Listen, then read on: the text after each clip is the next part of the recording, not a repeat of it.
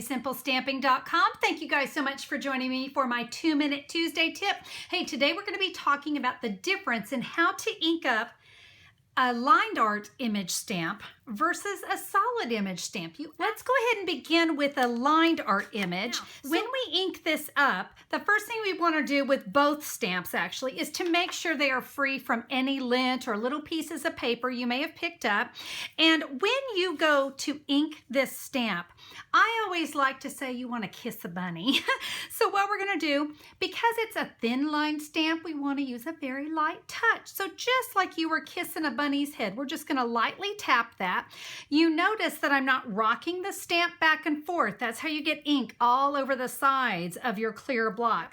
Now, when you go to stamp, just like we kiss that bunny's head on the ink pad, let's also kiss the bunny's head when we press. Now you do want to give it some pressure, and you want to make sure you're giving it pressure all the way around, especially in the middle. Sometimes we don't want to press so hard that that thin line might possibly move and bend, if you will. Now let's talk about a solid image stamp. So now we kissed the bunny a little while ago. We might be kissing the puppy's head. We can go a little bit firmer because this is solid, so we don't have to worry about all those thin little lines.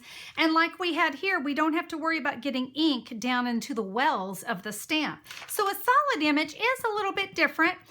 Again, we don't want to pound the puppy, all right? We're just going to gently tap it. Let's go ahead and press it onto the cardstock.